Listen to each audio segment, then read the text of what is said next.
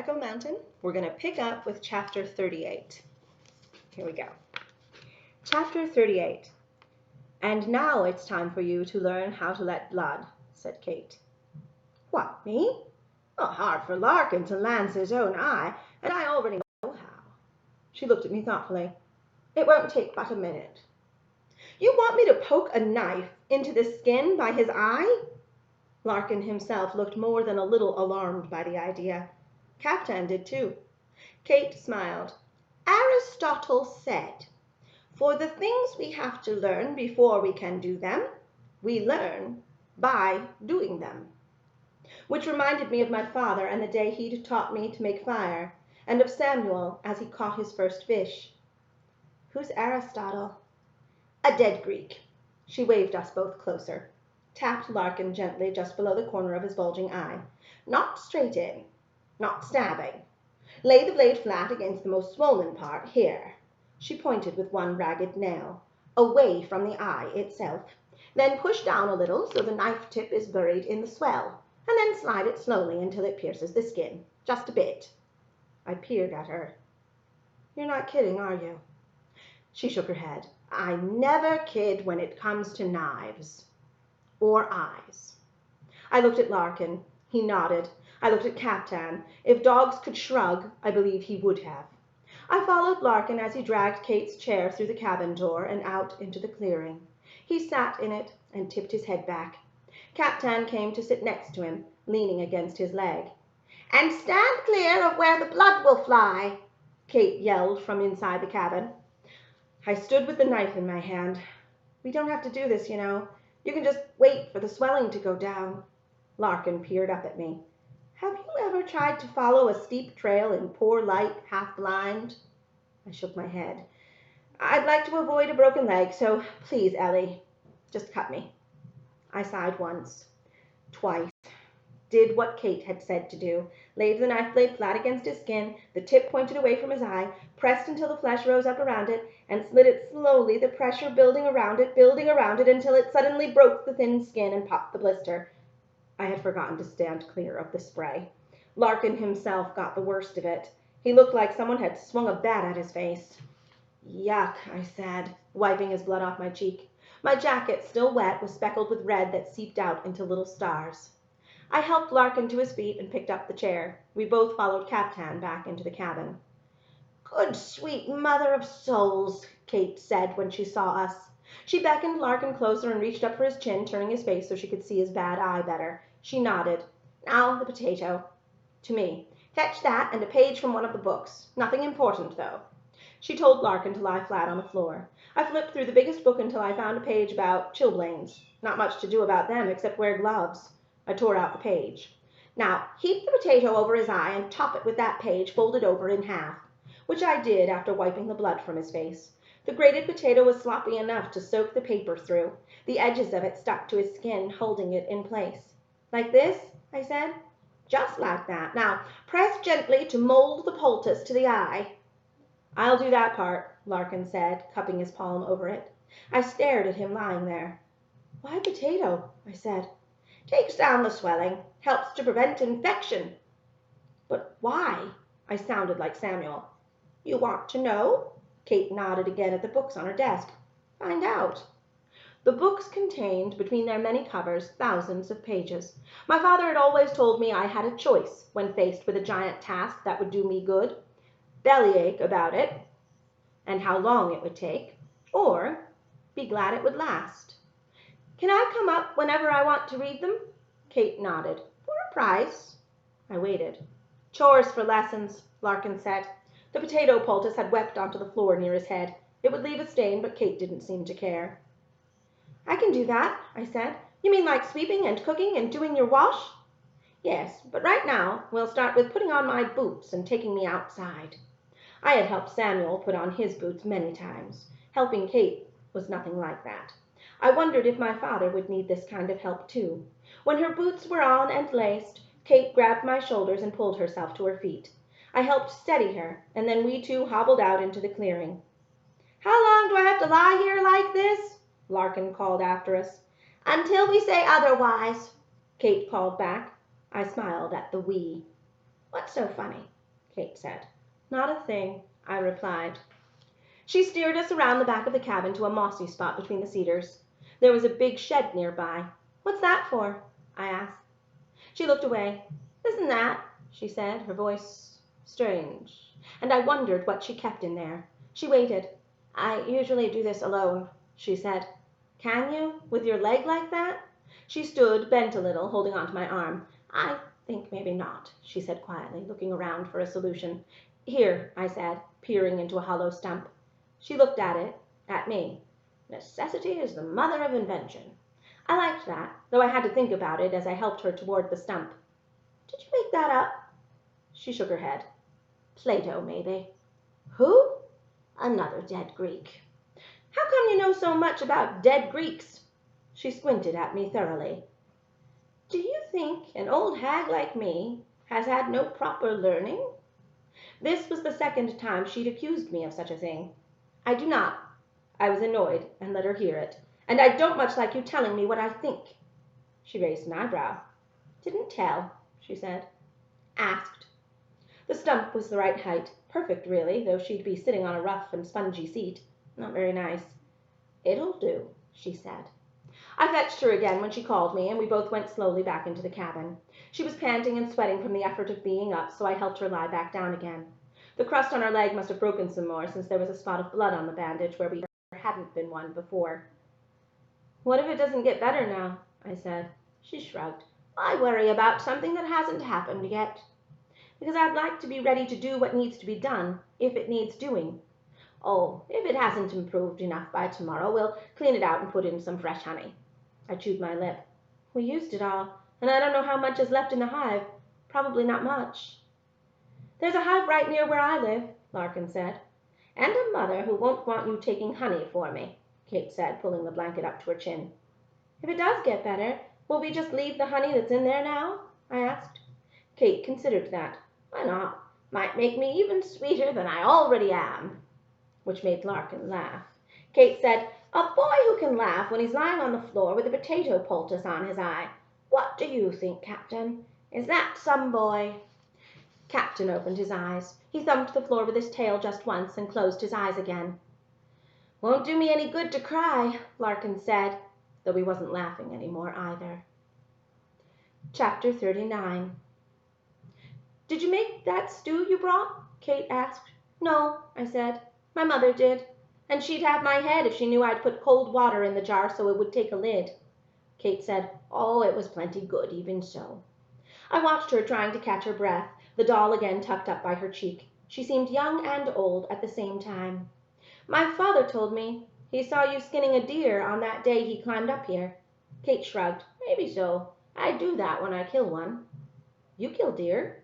She raised one eyebrow at me, something I would have to try myself. And why wouldn't I? I looked around the cabin, saw no gun, no bow, said as much. Have you never made a snare? She said, clearly curious. My father had, for rabbits, for other small game, and had taught me how, though I didn't like to snare things. The animals we caught tried too many hard things to get loose. He had used a gun for deer. Taught me that too, but I didn't like fast killing any better than slow. I did like to eat, though. I've made a snare, I said, but not for deer. She flapped a hand tiredly. What works for small things works for big ones. I do set a snare now and then, bait it with corn. Sometimes I catch a raccoon, sometimes a deer. You eat raccoon? Don't you? I do, Larkin said from the floor. What a strange conversation we were having, we three. One abed, one lying on the floor, one standing, talking about game. I haven't, I said, but my father once made me a coonskin cap. The meat went to the dog. Kate nodded. If you cook it right, raccoon is quite tasty. Venison is better, Larkin said. But where are the skins? I said. Pah, how many skins does one old woman need?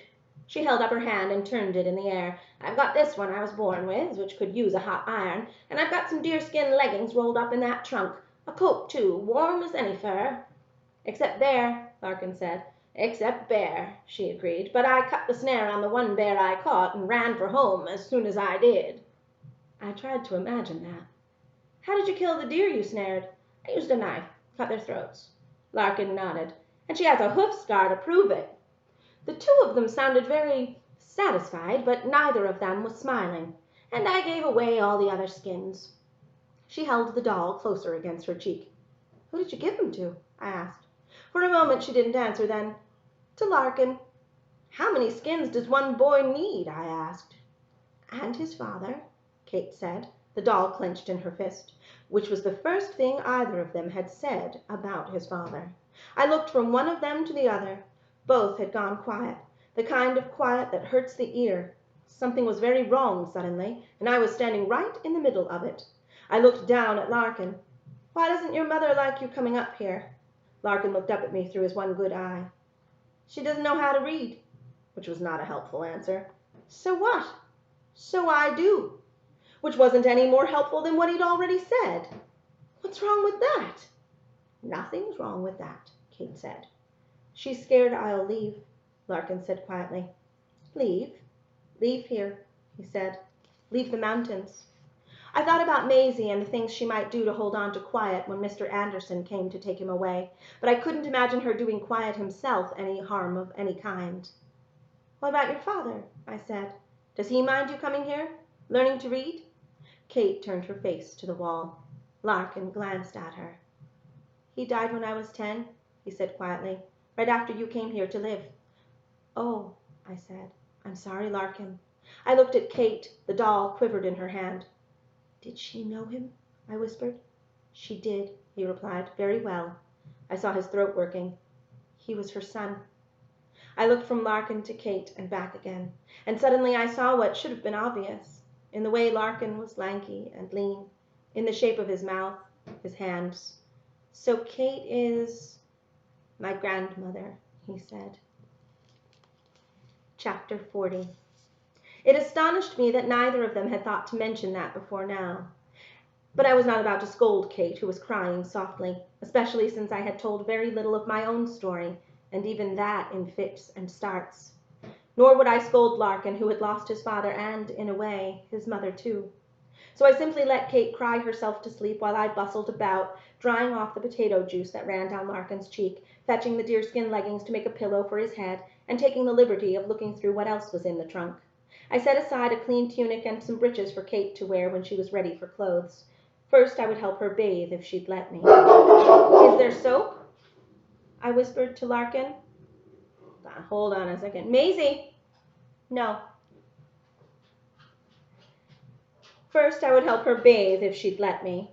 "Is there soap?" I whispered to Larkin. "There is, in a box on the top shelf there."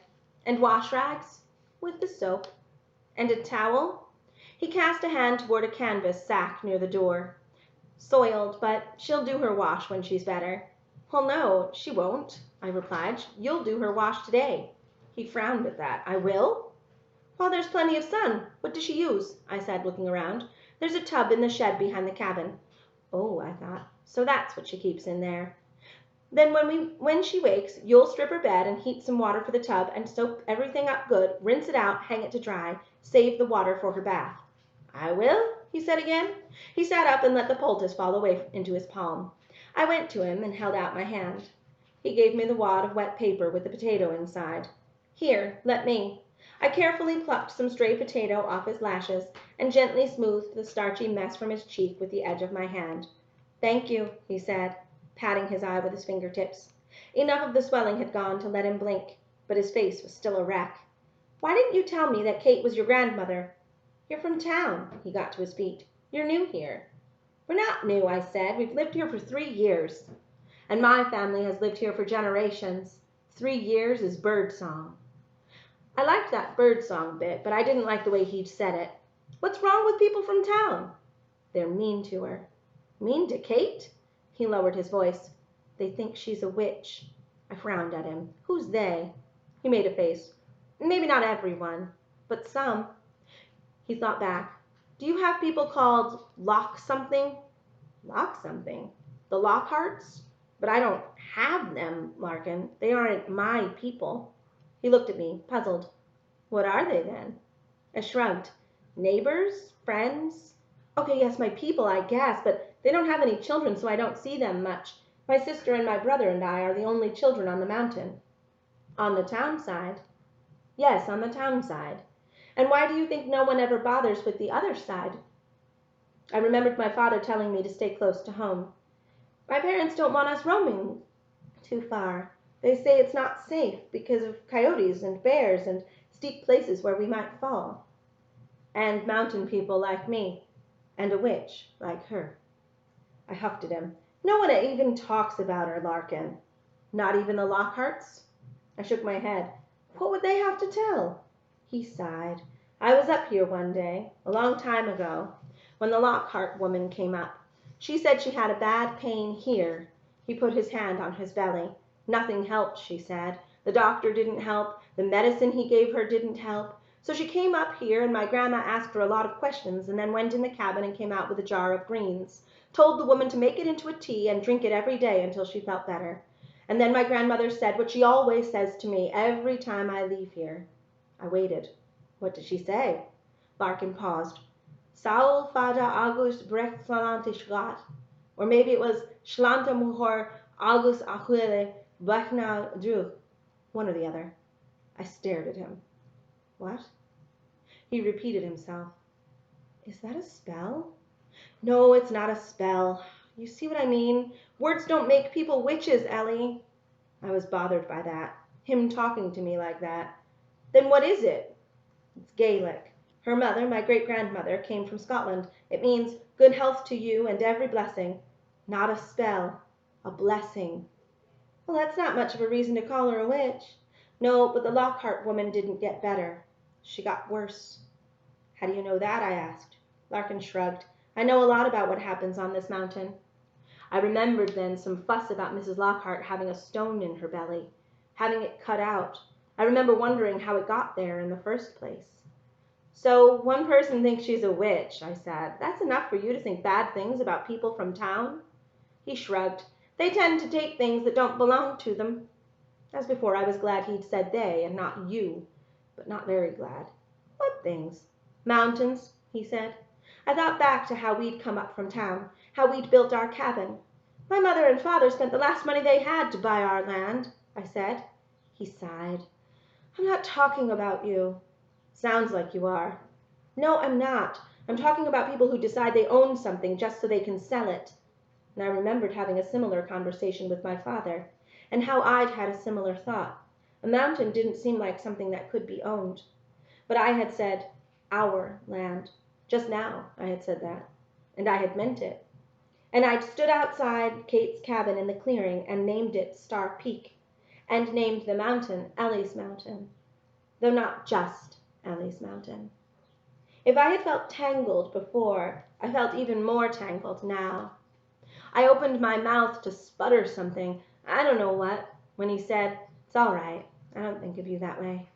I looked at his face and was torn between hating how his poor eye looked and loving the colors that bloomed around it. Then why didn't you just come right out in the open, I said. I watched as his one good eye grew big. What do you mean? When you left those things for me to find, why didn't you just come to meet me? What things? A lamb, a dog, a cow, a chickadee, a full moon and an inchworm, a snowdrop?